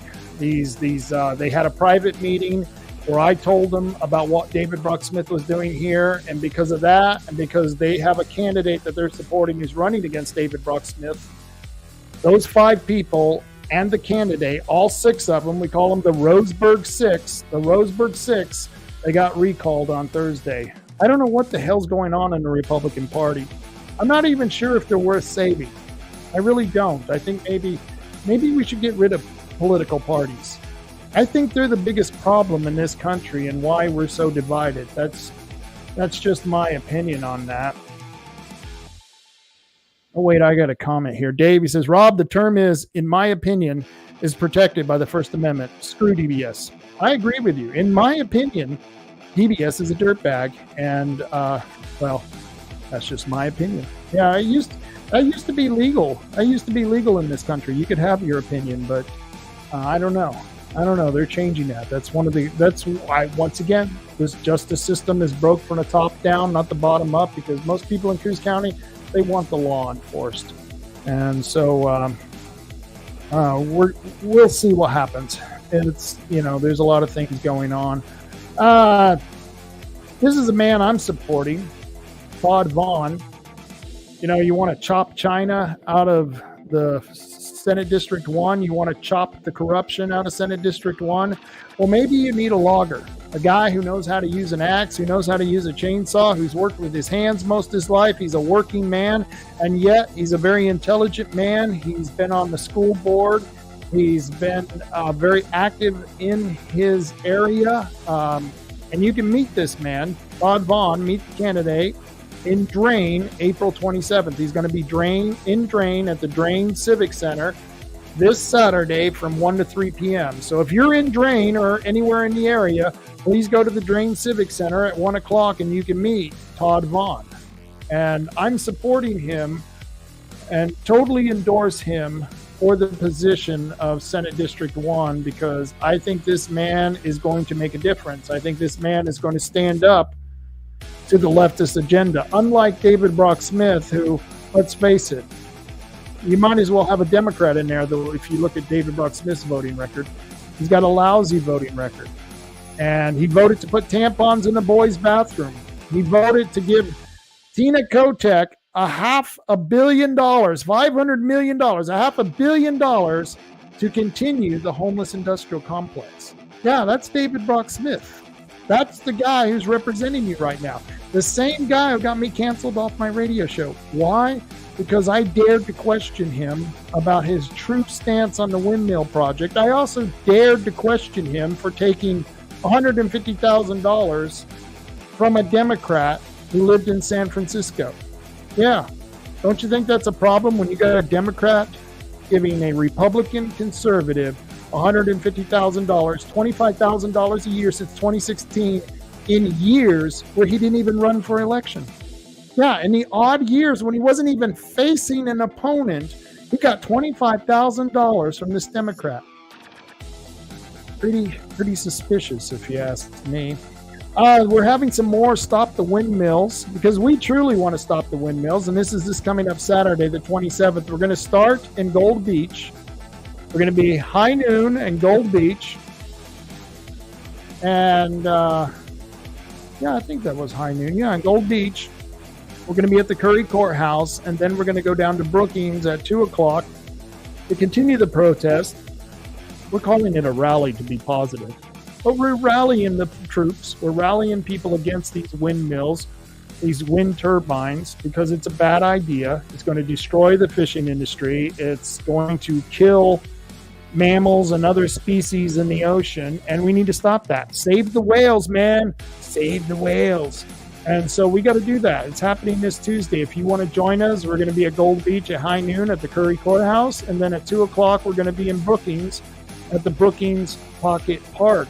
The League of Women Voters, they're having another candidate forum here in Bandon this Wednesday at 7 o'clock, 7 to 9 p.m. They're having Senate District 1. All the candidates, Ashley Hicks, Paul Romero, David Brock Smith, and Todd Vaughn are going to be there at this forum.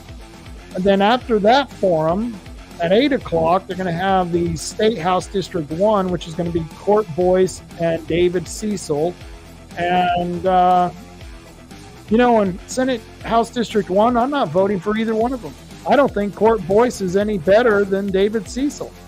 In fact, I think Court Boyce is even worse. In my opinion, I got to say that so I don't get sued. In my opinion, Court Boyce, he's a bought and paid for whore, okay? And I don't care if you like Court Boyce. I don't care if he's your friend. I don't care if you know the Boyces.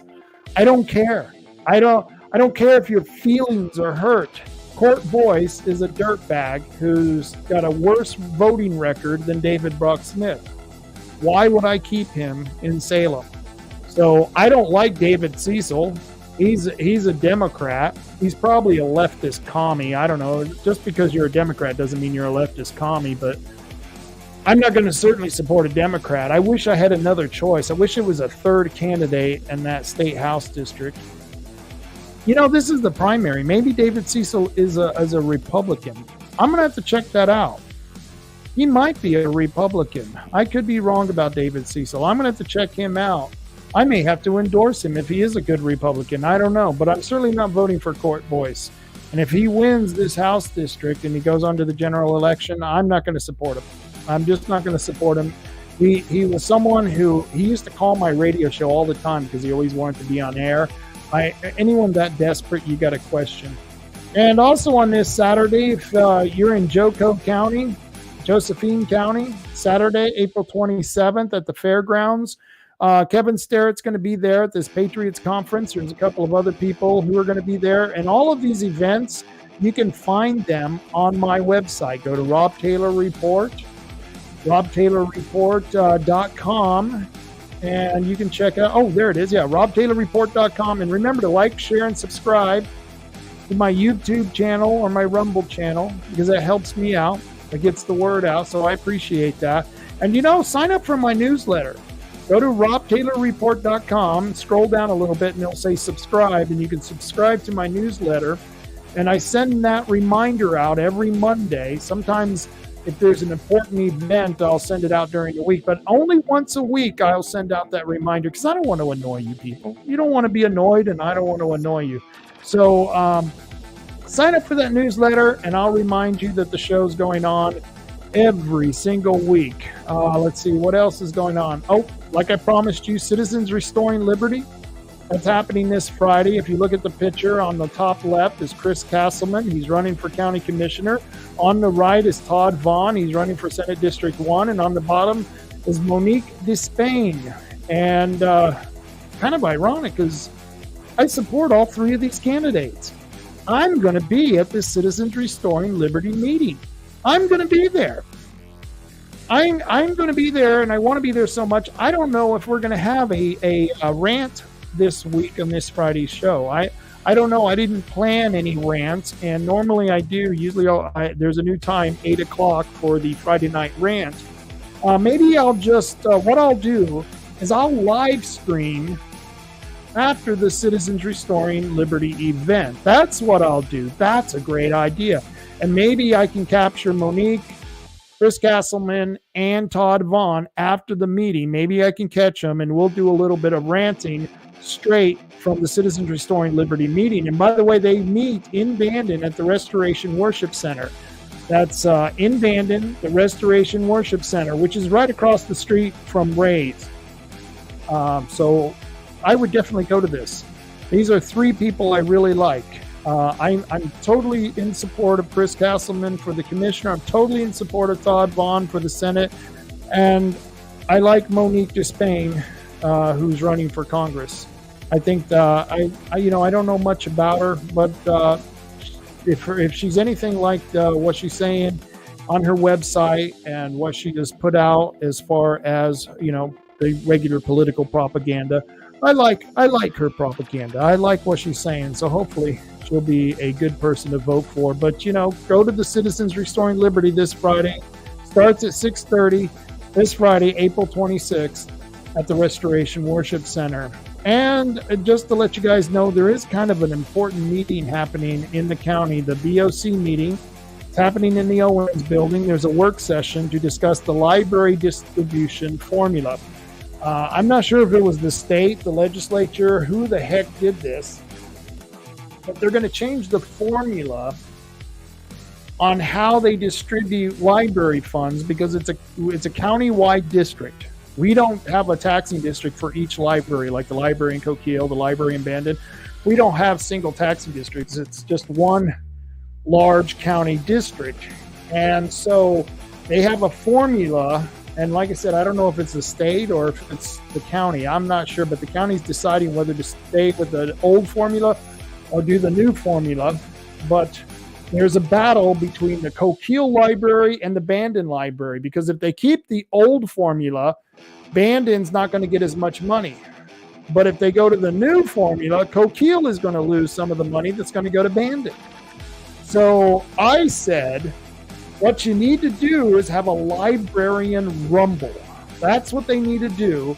Have the librarians fight to the death, and we figure out which librarian actually deserves that money. They'll fight to the death. The Coquille librarian versus the Bandit librarian. They can choose whatever weapons they want, and they can fight to the death in the middle of the Owen building, and we will do a pay-per-view, and that's how we'll raise some funding for the county. And that's the way I would handle it. I would just, say, hey, you want some of our tax dollars? And if the librarian, if they didn't have the balls to do the fight to the death, well, then I guess, you're not going to get the money. We'll go with the one who's willing to fight. But seriously, folks, here's a work session, 1:30 tomorrow, Tuesday, April 23rd, to discuss the library distribution formula. Oh my God, there's David Brock. Hitler Smith, yes. I just have to show that because I had to remind you what a dirtbag senator he is. That's what DBS really stands for, douchebag senator. There he is in his Hitler uniform. He is kind of a fascist. He's very upset that we're exposing him. So, I had to show this picture because why? It really ticks off David. It really ticks him off. And I think it's funny. Let's see. What else do we have going on here? 3H Tree Service. We had Where's 3H Tree Service? I hope someone got over to the market and won that $50. But if you need to have some trees taken out, 541-294-1800 at 3H Tree Service. They can take out those trees with surgical precision. And Matt's incredible. Matt will climb up a tree. He will shimmy up a tree 90 feet in the air with a chainsaw in one hand and a cigarette in the other. And that's how men do it, right? He's a manly man. He will take out those trees for you, and he'll do it with surgical precision. He can make those trees fall exactly where he needs them to fall. And his crew is an expert crew. They clean up the area after they're done. And I'll tell you what, it's a beautiful thing to watch these guys work. And you can watch them work on their Facebook page. They got videos and pictures of all their jobs. And like I said, they are badass. You want to see some badass dudes working? Go check out 3H Tree Service on Facebook under the same name, 3H Tree Service. Or if you need some trees taken out, call 541-294-1800 and they can take care of you. We had Tim from Tom and Gigs on here. I'm glad to talk to Tim. I was missing him. I was starting to think, what did I do? What did I do to offend Tim? Was it me? Was it me? Did I do something? No, it wasn't me. It was just the fact that he's a working man and he had to cover for being a little bit short of employees. And so Tim was on this week. I love when Tim comes on. I'm going to have to do a Friday night rant with Tim. Just give him 2 hours to go to town. But if you need some of those automotive needs taken care of, you need a remote control car, you need a tonneau cover, you need some tannerite, you got those squatters, Tim's got tannerite. I don't know. 1 and 1 equals 2. You put it together. And so Tim over at Tom and Gigs, he can take care of your automotive needs. I highly recommend him. He always does a good job when I go over there. And of course, Oregon Firearms Federation. This is my new thing. Don't give money to the local Republican parties, especially the Coos County Republican parties, and don't give any money to the Douglas Republican Party because they're a bunch of dirtbags. They just recalled a bunch of people because they dared to challenge the dirtbag senator who is the incumbent in Senate District 1, which he really isn't the incumbent. He was appointed by the county commissioners. So he really isn't an incumbent because we didn't get to vote for him. And we're going to really find out how much the people like or dislike him. But I've been telling people, don't give money to the local Republican parties. If you got a good Republican candidate that you like, give directly to their campaign. But if you really want to do a favor for somebody, give money to the Oregon Firearms Federation. Kevin Starrett, I know he doesn't like to take credit for this, but Kevin Starrett, if it wasn't for him, we probably wouldn't have the ability to own guns in Oregon. Oregon Firearms Federation, they've been the bulwark against the leftist agenda to disarm our society, to disarm the people of our state. So if you got some extra money, the only no compromise gun organization, firearm organization in Oregon is the Oregon Firearms Federation. They're fighting against Measure 114. They've got several court cases going on. They could really use the money, and I highly recommend that if you want to give to someone and make your money go and be spent on really, really important issues, such as your Second Amendment rights, I would recommend giving money to the Oregon Firearms Federation. You notice I never ask you for money. No, I never ask you for money. Not that I'm opposed to you giving me money. If you want to give me money, give me money. I don't care. But if you have extra money, I recommend you give it to the Oregon Firearms Federation because Kevin does a hell of a job. The Banded Gun Club. They're not my sponsors, but I want people to become better marksmen. I want people to know how to use their tools, their firearms. And so if you want to hone your pistol skills, you got a trap shooting shotgun. They got a 5-stand trap at this Banded Gun Club. I highly recommend it. Great place to go. Tioga Sports Park, if you want to go and practice with a rifle, go check them out. You can go look them up on tiogasportspark.org. And get this, they're having a bowling pin shoot. They're having a pin shoot. This is great. This is the first ever pin shoot at the Tioga Sports Park, and this is happening May 18th. I don't know what day that is, but that's May 18th, and you can sign up. You go to their website at tiogasportspark.org, and you can sign up, and they're doing this benefit to help the Lions Club, and this sounds pretty cool. I may go over there, but I don't know if I want to go there because then you'd see how lousy of a shot I am. That's why when I pull the trigger, I keep pulling until the whole magazine is empty. Yeah, that's my trick. I figure why be good when you can be, overwhelming. That's my theory on that. But if you're a good shot, or even if you're not a good shot, go and check out this pin shoot at the Tioga Sports Park. And if you want to hone your skills, they're open every weekend, and it's cheap to become a member.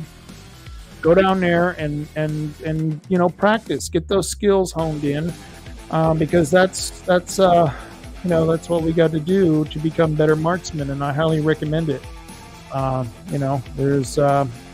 You don't want to be a lousy shot when you're being attacked in your home. Your wife's getting raped. You don't want to hit her with the bullets. You don't want to shoot the wrong person because you don't know how to aim your gun.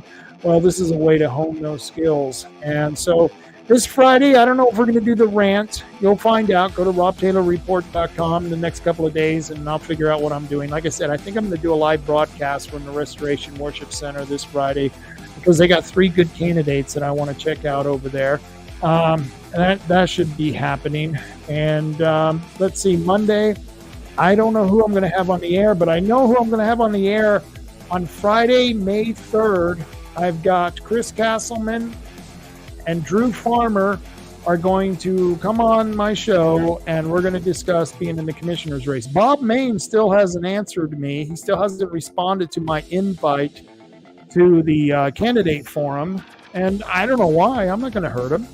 I'm not going to hurt you, Bob. Bob, you should come on the show and check out what we're doing. I don't know. Why are you so afraid? I've known Bob for, going on 20 years, Bob.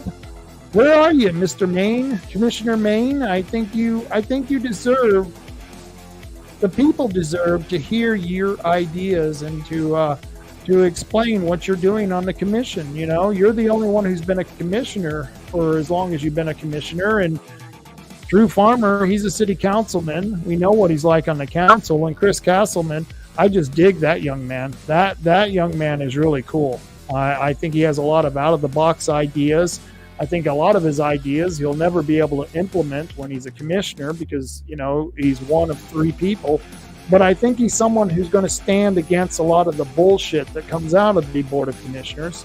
And I think he'll stand up to a lot of the, stupid ideas that the commission has. When they shut down our lands to the forest lands to motorized vehicles, I think Chris would have stood up against that. I think Chris would have stood up against the tax increase, because I think there are other ideas to raise money. Hell, they could have done a GoFundMe page. They didn't even do a GoFundMe page. They could do some crowdfunding.